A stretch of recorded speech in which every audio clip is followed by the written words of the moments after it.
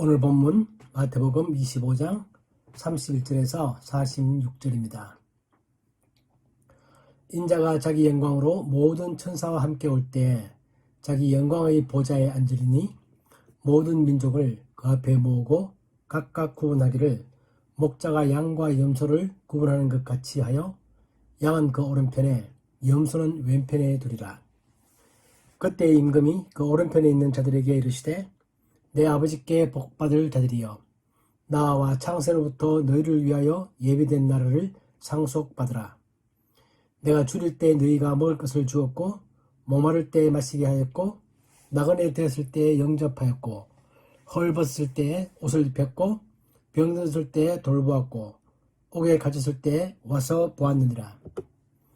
이에 의인들이 대답하여 이르되 주여 우리가 어느 때 주께서 줄이신 것을 보고 음식을 대접하였으며 목마르신 것을 보고 마시게 하였나이까? 어느 때 나그네 드신 것을 보고 영접하였으며 헐 벗으신 것을 보고 옷 입혔나이까? 어느 때 병드신 것이나 옥에 갇히신 것을 보고 가서 배웠나이까 하리니 임금이 대답하여 이르시되 내가 진실로 너희에게 이르노니 너희가 여기 내 형제 중에 지극히 작은 자 하나에게 한 것이 곧 내게 한 것이니라 하시고 또 왼편에 있는 자들에게 이르시되 저주를 받은 자들아 나를 떠나 마귀와 그 사자들을 위하여 예비된 영원한 불에 들어가라. 내가 줄일 때 너희가 먹을 것을 주지 아니하였고 목마를 때 마시게 하지 아니하였고 나그네 되었을 때 영접하지 아니하였고 헐 벗었을 때 옷 입히지 아니하였고 병들었을 때와 옥에 갇혔을 때 돌보지 아니하였느니라 하시니 그들도 대답하여 이르되 주여 우리가 어느 때 주께서 줄이신 것이나 목마른 것이나 나그네 되신 것이나 헐 벗으신 것이나 병드신 것이나 옥에 갇히신 것을 보고 공양하지 아니하리이까?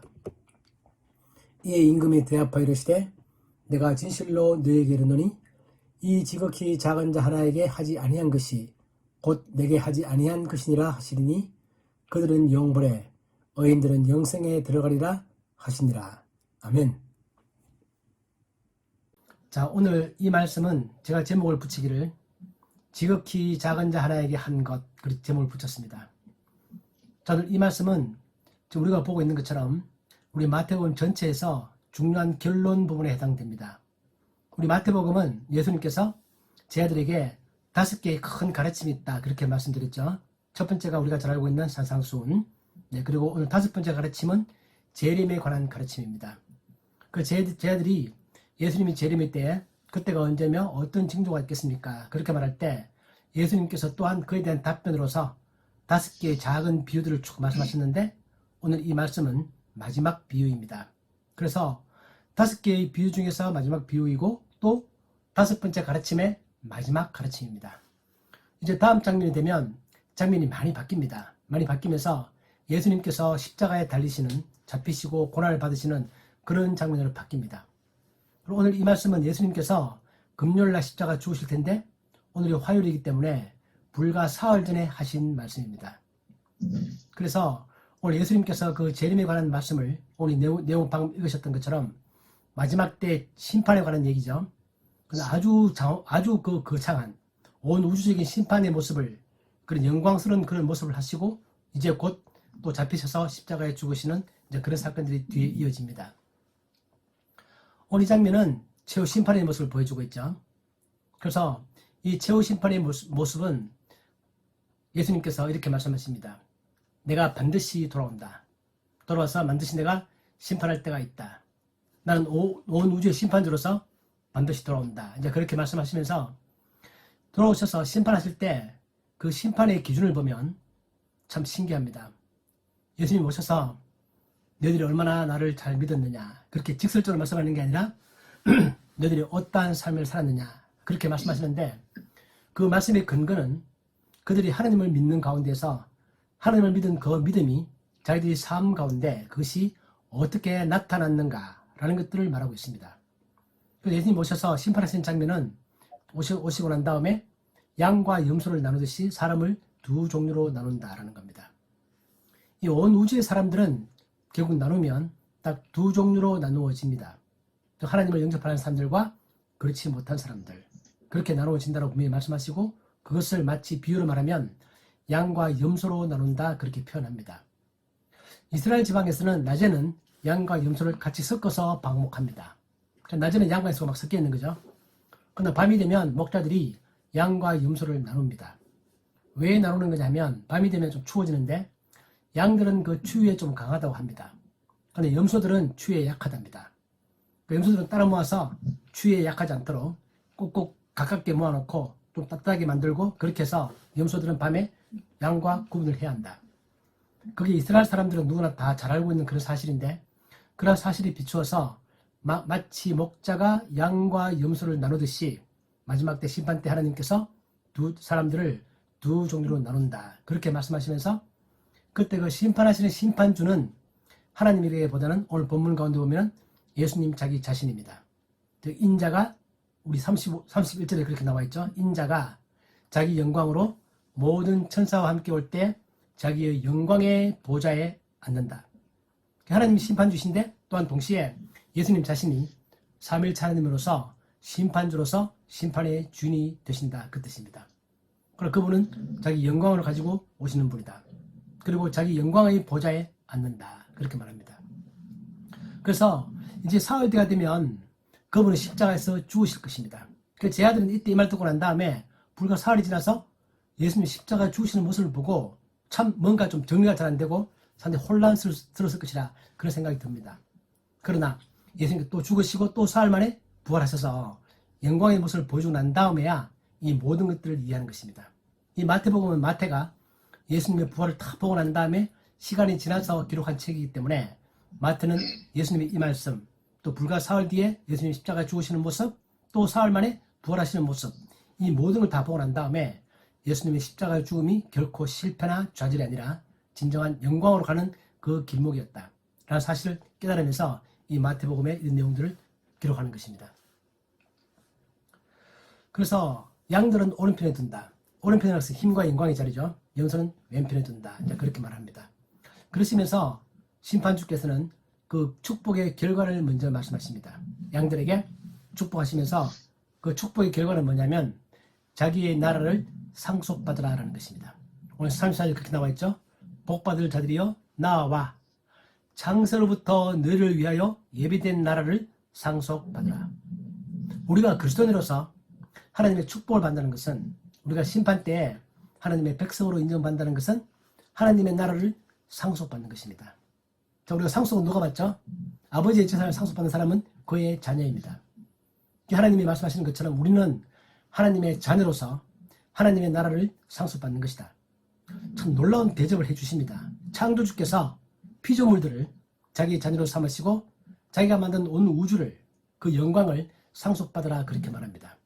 그리고 이 상속될 이 모든 것들은 창세 전부터 너희를 위하여 예비된 것이다. 원래 이것은 하나님이 계획 안에 들어있다는 뜻입니다. 그러시면서 그 이유를 말씀하십니다. 그 이유가 놀라운 거죠. 그래서 오늘 말씀의 핵심입니다. 그 이유가 너희들이 그렇게 축복을 받고 상속을 받을 수 있는 이유는 너희가 나를 어떻게 대우했느냐. 즉 너희가 예수인 나를 어떻게 대우했느냐라고 한다면 너희가 내가 줄일 때 배고플 때 먹을 것을 주었다.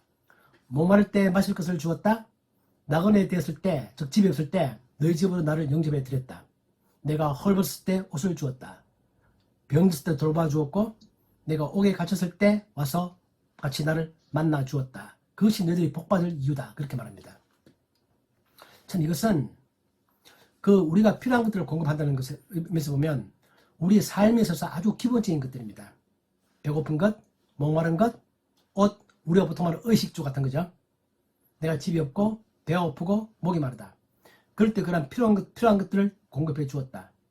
또 내가 감옥에 있을 때, 내가 외로울 때 나의 동료가 돼서 나에게 사랑을 베풀고 나에게 관심을 가져주고 나를 만나 주었다라는 것이 그들이 축복받는 이유다라고 그렇게 말씀하십니다. 여기서 보면 우리가 주변 사람들을 어떻게 대하는가 거기에 심판의 기준이 있다는 것입니다. 우리가 알고 있는 것처럼 결코 오해하면 안 되는 것은 우리의 구원은 믿음으로 구원받는 것입니다. 우리의 구원이 우리가 행동을 얼마나 잘했느냐 거기에 따라서 구원받는다 그런 말 하고 있는 게 아닙니다. 여기서는 우리가 어떻게 그리스도를 대하느냐 그런데 그리스도를 대한다는 것은 예수님을 받아들이고 복음의 메시지를 받는 것인데 나의 그 믿음이 나의 삶 가운데 어떻게 나타나느냐라는 것입니다. 이게 세례요한이 말했던 것처럼 회개에 합당한 열매입니다. 너희들 회개했느냐? 회개했다면 거기에 합당한 열매가 있어야 한다. 예수님도 그렇게 말씀하시죠. 그 열매로 그 나무를 안다. 입술로 믿는다. 주님을 고백하지만 진정 내 마음 가운데 믿는다면 거기에 합당한 열매가 밖으로 드러나야 한다는 것입니다. 이게 성경의 일관된 메시지죠. 그리고 둘 다 헷갈리면 안 됩니다. 우리의 구원은 믿음으로만 구원받습니다. 나의 믿음이라는 것이 진짜 있는 거 맞냐? 라는 것은 나의 삶의 행동을 통하여 나타난다는 것입니다. 그래서 세례요한이 회개에 합당한 열매 이렇게 맞을 때 사람들이 물어보죠. 그게 뭡니까? 이렇게 물었더니 누가복음에서 침례요한이 그렇게 말을 합니다. 옷이 너희들 두 벌 있느냐? 옷 없는 자에게 한 벌 나눠주라. 또 너희들이 군인이라면 사람에게서 강탈하지 마라. 그리고 거짓으로 고발하지 말고 받는 급료를 족한 줄로 열어라. 얘기라. 이 말은 뭐냐면 그때 군인들이 사람들을 강탈했다는 거죠. 그럼 없는 짓을 막 만들어가지고 고발하고 또 그들에게 월급이 적으니까 뇌물도 받고 막 그랬다는 거죠. 요즘 우리가 우리 사회에서 많이 보는 것들입니다. 그런 거 하지 마라. 그게 바로 회개에 합당한 열매다. 회개에 합당한 열매가 특별하게 거창하거나 아주 멋있거나 남들이 볼 때 박수를 칠 만큼 그런 훌륭한 일만 하고 있는 게 아니다. 너희들이 삶 가운데서 너희들이 마땅히 해야 될 것들을 하는 것이다. 이건 우리가 지난번 비유에서도 많이 통해왔죠. 네. 그처럼 침례요한이 그렇게 말을 합니다. 또 그리고 세리들을 향해서 마태와 같은 세리들을 향해서 그들에게는 정당하게 세금을 부과할 것만 부과해라. 더 이상 하지 마라. 이것도 보면 지금 우리가 알고 있는 것처럼 그런 것들처럼 옛날에도 세금 공무원들이 그런 걸 했다는 거죠. 그러니까 우리는 내 삶 가운데서 나의 직장 생활 가운데서 내가 사람들을 만나는 과정에서 내가 정당하게 줄 걸 주고 받을 걸 받는 거 너무나 당연한 거죠. 근데 그 당연한 것을 하는 것이 쉽지 않다는 것입니다. 사람들 오버하죠. 100만큼 받아야 되는데 110을 받고 싶어하고 100을 줘야 하는데 100을 안 주고 90만 주고 싶어하고 그것이 인간의 마음입니다. 그러나 우리가 정당하게 줄 거 줬고 받을 거 받는 것 그것이 침례요한이 말했던 회개에 합당한 열매라는 것입니다. 그래서 예수님께서 너희들이 정말 예수 그리스도의 나를 어떻게 대하느냐 그것이 너희들이 너희 주변 사람들을 어떻게 대했는가 거기에 나타나는 것이다. 그렇게 말했을 때 칭찬받는 사람들은 즉 양들은 놀랍니다. 답을 하는데 주님 우리가 언제 그렇게 했습니까? 우리가 언제 주님이 배고플 때 먹을 걸 주었습니까? 이렇게 반문하는데 그 반문의 내용 속에는 놀람이 들어있습니다. 왜냐하면 그들은 예수님을 직접 본 적이 없고 예수님을 직접 대접한 적이 없다. 그럼 우리가 어떻게 우리가 예수님을 대접했다고 그렇게 말씀하십니까? 그게 놀라운 반문이고 오늘 이 내용의 핵심이죠. 예수님 당시에는 사람들이 예수님을 받고 어떤 사람들은 예수님을 대접하기도 하고 그렇게 했지만 예수님이 십자가에 죽으시고 부활하시고 올라가시고 난 다음에는 또 오늘 현재 2020년 현재 우리는 예수님의 모습을 보지 못합니다. 그러니까 우리가 예수님께 대접을 하고 싶어도 할 방법이 없습니다. 그런데 예수님 그렇게 말씀하시죠. 우리들을 향하여 너희들은 내가 배고플 때 나를 대접했다. 그렇게 말합니다.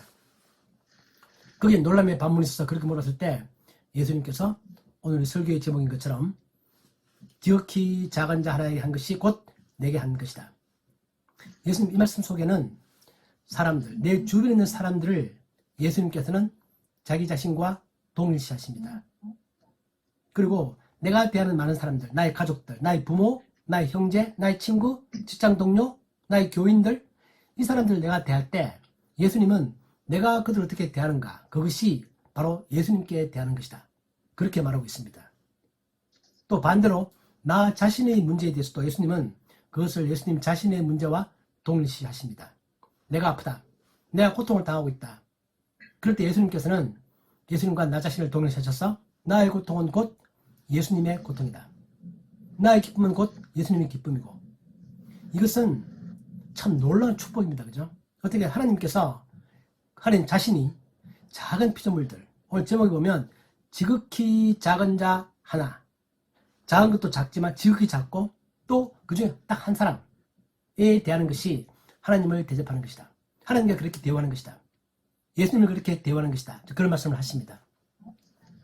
그러시면서 그 가운데서 우리가 진정 우리의 믿음이 나타난다는 것입니다. 오늘 이 말씀 참 쉽죠? 머리는 잘 이해가 되시죠? 근데 여러분 어떠세요? 여러분 실제로 여러분들 살아가면서 내가 만나는 아주 저 멀리 있는 아프리카 사람을 말하고 있는 게 아닙니다. 내 바로 옆에 있는 가장 가깝게 있는 나의 부모, 나의 부모님, 나의 배우자, 나의 자녀, 그 사람들을 내가 어떻게 대하는가. 근데 이 양들은 그들을 예수님이라고 생각하고 대접하는 게 아닙니다. 모르고 대접하는 거죠. 자연스러워서 너무나 당연한 것이라서 내가 그들 사랑하는 마음을 가지고 그들을 그렇게 대우합니다. 근데 부지부식간에 나는 그들을 그렇게 대접하지만 예수님은 그때 그 당시에 그것이 바로 예수님 자신을 대접하는 것이라고 그렇게 보고 있다는 것입니다. 지금 이 순간도 마찬가지입니다. 우리 지금 호창씨 열심히 운전하고 있는데 호창씨가 이제 또 미진씨가 부모님 칠순이라고 이렇게 어디 강릉도 모시고 가고 운전도 하는데 예수님 생각하고 하는 거 아니죠. 그냥 부모님이니까 당연히 그렇게 하는 것입니다. 그러나 그런 행동 가운데 예수님은 그것을 자기 자신의 하는 것과 동일시해서 그걸 받아들인다는 뜻입니다. 이것은 내가 잘할 때는 참 좋은 말 같은데 내가 못할 때는 또 한편으로는 굉장히 무서운 말이기도 합니다. 내가 그들을 가끔 내가 화가 나서 신경질 부리기도 하고 내가 막대하기도 하고 무시하기도 하고 그럴 때 우리도 가끔 있죠. 그럴 때 예수님께서 내가 지금 무시당하고 있는 것이다. 그렇게 말합니다. 바울이 그걸 경험했죠. 사도행 6장에서 9장에서 바울이 핍박을 받기를 하러 다니는데 그때 예수님 그렇게 말씀하십니다. 사울아 내가 어찌하여 나를 박해하느냐. 사울이 놀랬죠. 나는 주님을 박해한 적이 없습니다. 내가 언제 주님을 박해했습니까? 그랬더니 그리스도인들을 박해하는 것은 곧 나를 박해하는 것이다. 그렇게 말씀하시면서 해서 그때 이제 바울이 깨달은 거죠. 그렇구나. 그것처럼 이 성경의 일관된 메시지입니다.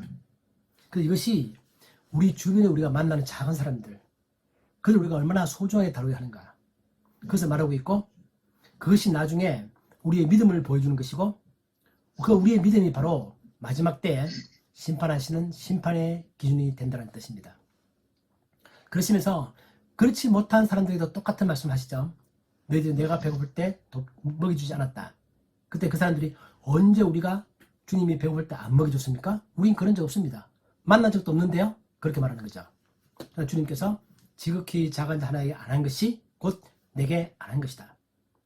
여기에 심판을 받는 지옥의 불로 들어가는 사람들은 그들이 특별한 큰 잘못했다고 그렇게 말하지 않습니다. 그들이 거창한 무슨 죄를 지었다. 너희들이 살인했다. 너희들이 거짓말했다. 그런 말 하고 있지 않습니다. 너희들이 주변 사람들에게 마땅히 베풀어야 될 친절을 베풀지 아니한 것. 그것이 바로 너희들의 죄다. 그렇게 말합니다. 그래서 성경이 말하고 있는 바는 우리의 신앙이라는 것은 우리가 얼마나 하나님을 잘 섬기느냐와 동시에 내가 하나님을 잘 섬기는 그것은 바로 내가 내 이웃들을 어떻게 대하는 것과 그 동전의 양면처럼 딱 붙어 있는 것이다. 내가 내 이웃들을 가볍게 대하거나 그들 내가 무시하거나 함부로 대하거나 그런다는 것은 바로 하나님을 함부로 대하는 것이다. 그렇게 하면서 그들에게 영원한 심판을 명합니다. 영원한 심판이라는 것은 우리가 오해하면 안 되는 게 우리가 보통 죄인들이 지옥에 가면 영원히 타는 물에 계속 고통을 당하면서 고통을 당하고 있다고 생각하지만 그 의미보다는 하나님과의 관계의 단절입니다. 쉽게 말하면 완전히 사라지는 것입니다. 하나님 관계가 완전히 끊기고 그래서 더 이상 피조물로서 자기를 만드신 창조주와의 관계가 완전히 끊어지는 것. 그런 것들이 바로 영원한 심판의 성격입니다. 그에 비해서 하나님을 믿는 사람들은 하나님과 영원한 관계를 계속해 나가는 것. 그것이 바로 영생이죠.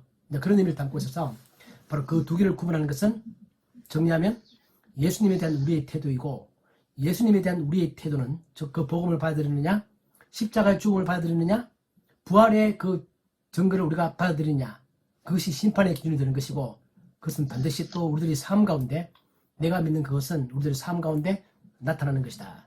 그것이 오늘 본문이 말하고 있는 것입니다.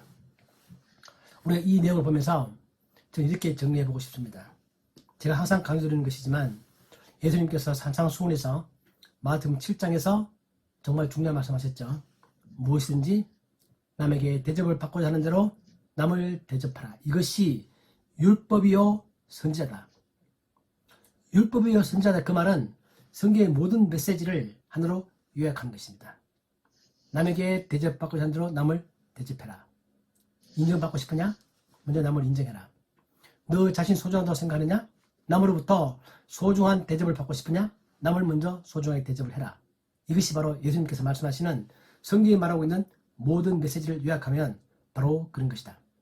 그런 것이고, 두 번째는 도움이라는 것은 아주 거창한 도움을 말하고 있는 게 아니다.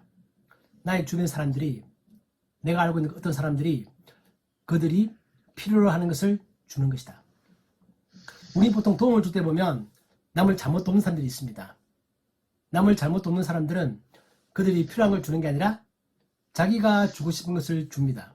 난 이걸 가지고있다. 너 무조건 받아라. 너 집 필요하지? 무조건 받아. 너가 필요하든 필요하든 상관없이 그렇게 주면서 주는 행동 그 자체에 약간의 만족을 느끼고 약간의 생색을 내는 그런 사람들이 있죠. 그러나 도움은 그런 게 아닙니다. 도움은 상대방 입장에서 상대방이 정말 필요한 것이 무엇인가를 보고 그것을 주는 것이 도움입니다. 어떤 사람이 지금 배가 고픕니다. 먹을 거 주는 게 도움이지 배가 고픈 사람에게 옷을 주는 것은 도움을 주는 게 아닙니다. 그래서 배가 고플 때 먹을 것을 준다. 저 사람 지금 뭐가 필요한 것인가? 저 사람은 먹을 것도 있고 옷도 있고 다 있다. 근데 저 사람은 지금 외롭다. 그럴 경우에는 돈을 주는 게 아니라 그 사람과 대화를 나누는 것이 그 사람을 돕는 것입니다. 그것이 성경이 말하는 돕는 것이고, 방금 우리가 읽었던 것처럼 남의 입장에서 생각해보는 것, 저 사람이 정말 무엇이 필요한가를 생각해보고 그걸 주는 것, 내가 주고 싶은 걸 주는 게 아니라 그런 마음을 갖는 것이 진정한 도움을 주는 것이다라는 것입니다. 그래서 우리 주변에 보면 어려운 사람이 너무 많죠. 우리 내 주변에 어려운 사람이 많이 있고, 저도 우리 가족들 가운데 어려운 사람들이 있고, 또 저 멀리 아프리카에도 어려운 사람들이 많이 있고, 도와도 끝이 없습니다. 그죠? 또 예수님도 그렇게 말씀하셨습니다. 마리아가 예수님 발에 300데나리온의 향유를 부을 때 제 아들이 그렇게 말했죠. 저 비싼 걸 팔아서 가난한 사람들 돕지 왜 예수님 발에 부느냐. 그렇게 말할 때 예수님께서 가난한 사람들은 항상 있다. 지금은 내 발에 기름을 부을 때다. 그렇게 말했던 것처럼 우리가 남을 돕는 것도 굉장히 균형 잡힌 감각이 필요합니다. 내가 남을 돕자고 해서 내 가족들을 굶긴다. 말이 안 되죠. 말이 안 됩니다. 왜냐하면 가족들 똑같이 죽는 이웃이기 때문에 내가 내 가정을 보살피고 또 내가 필요한 것들도 내가 하고 동시에 내가 남을 돕고 이런 것들에 있어서는 굉장히 균형 잡힌 감각이 필요합니다. 나는 나의 재산을 가지고 전 세계의 모든 가난한 사람을 다 먹일 수가 없습니다. 불가능하죠. 그래서 나는 정말 필요한 것들을 잘 살피면서 나 자신의 필요, 내 가족의 필요, 또 내가 남을 도와야 될 필요, 이 모든 것들을 잘 균형 있게 하는 것, 그것이 참으로 중요하다. 그 생각을 하면서 우리가 만약 소득이 있다면 내 소득 가운데서 교회 11조도 하지만 조금이라도 뭐 5%든 6%든 10%든 간에 작은 돈이라도 뭔가 남을 돕는 그런 데다가 기부하는 것도 굉장히 소중하죠. 한 달 단돈 10,000원이라 할지라도 5,000원이라 할지라도 돈이 크고 작음이 있는 것이 아니라 그 속에 나의 마음이 담겨 있는 것입니다. 내가 단 5,000원을 헌금해서 선교단체 보내서 그것이 아프리카 어떤 아이들한테 먹을 음식을 준다. 맑은 물을 준다라고 한다면 예수님이 그렇게 말씀하실 것입니다. 너가 그 아프리카에 있는 작은 아이에게 준 5,000원이 바로 너가 나에게 준 것이다. 그의 헌금만 나에게 준 게 아니라 그게 바로 나에게 준 것이다. 예수님 그렇게 말씀하십니다. 오늘 본문이 그런 내용을 담고 있죠. 그래서 우리 이걸 보면서 정말 우리가 그런 삶을 정말 한번 지금 말로는 알고 있고 많이 들었던 설교이기도 하고 머릿속에 잘 이해되지만 실제로 내가 내 행동에 옮기는 게 소중하고 그렇게 사는 연습 훈련들을 계속 해나가는 게 참으로 소중합니다. 우리 그런 마음을 가지고 정말 살아가야 되겠다. 그 생각이 들죠. 오늘 말씀 보면서 오늘 예수님께서 자기 제자들이 하시는 마지막 가르침입니다. 마지막 가르침이고 내가 이제 곧 사흘 되면 십자가에 죽을 것이고 또 그 뒤에 부활하겠지만 너희들은 이 말을 잘 기억하고 이렇게 살고 내가 없을 때에도 예수님이 승천하고 난 다음에도 그렇게 살고 너희 밑으로 후배들에게 자손이 되도록 이 말씀을 계속 전파해라. 그리고 그러한 삶을 살아가는 것이 진정한 크리스찬이 살아가는 삶의 마땅한 태도이다. 이제 그런 말씀을 하십니다.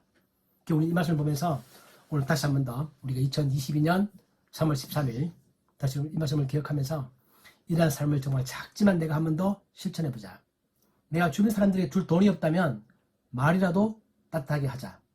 내가 그들 입장에서 그들의 마음을 이해하는 태도를 한번 가져보자. 이런 마음들이 예수님께서 소중하게 생각하시는 바로 그런 마음들입니다. 그 이사야가 그렇게 말했죠. 진정한 금식은 배를 굶으면서 하나님께 금식기도 하는 게 아니다. 진정한 금식은 너희 주변에 힘든 자들을 보살피는 것이다. 이사야 58장에 그렇게 말합니다. 진정한 금식은 흉악한 자들을 풀어주고 결박의 매니들을 풀어주고 그런 삶이 그것이 진정한 금식이다. 그렇게 말했습니다. 우리가 그러한 삶의 모습으로 보여주는 우리의 신앙의 본질들, 그런 게 성경이 일관된 강조하는 것이기 때문에 우리 정말 그러한 삶을 한번 살아보자. 나의 가족들이, 가장 가까운 사람들이 나를 어떻게 인식하는가 정말 중요합니다. 저 멀리 있는 사람들은 나를 멋있는 사람을 볼 수도 있겠죠. 그러나 나의 가족들, 나의 친구들, 나의 형제들은 나를 너무나 잘 알기 때문에 그들이 이해하는 내가 정말 진정한 나입니다. 그래서 그런 모습을 우리가 생각하면서 평소에 아주 작은 일에도 아주 소중한 큰일 하는 게 아니라 내 주변에 내 가족들, 나의 자녀들, 나의 부모들, 나의 친구들, 나의 직장 동료들, 그 작은 행동 하나하나에 내가 정말 예수님을 대하는 그런 태도를 가지고 살아가는 것이 진정한 그리스도인의 삶이다. 오늘 이런 각오를 다시 한번 다지면서 우리 그런 삶 살아갈 수 있는 우리 예수마을교회 우리 모두가 되기를 주님의 이름으로 축복하며 기도합니다. 아멘. 아멘. 하나님 아버지, 오늘 참으로 쉽지만 또 어려운 이러한 말씀을 주님 우리에게 하셨습니다. 우리가 이 말씀을 다시 한 번 더 우리 마음 가운데 깊이 새기며 내가 매 순간순간마다 내가 어떤 사람을 만나든지 간에, 내가 나의 가족을 만나고 지나가다가 어떤 사람을 만나든지 누구를 만나든지 간에 항상 그 가운데서 예수 그리스도의 모습을 보게 하시고 내가 마음을 다하여 진심된 마음을 가지고 그들을 대접하며 또 그들을 대하는 그러한 삶을 살아갈 수 있도록 축복하여 주옵소서. 작은 일에 충성한 자가 정말 큰 일에 충성한다고 말씀하셨사오니 우리가 그러한 삶을 주님 부르시는 그날까지 끝까지 살아갈 수 있는 복된 저희들이 되게 하여 주옵소서. 예수님의 이름으로 기도하옵나이다. 아멘. 아멘.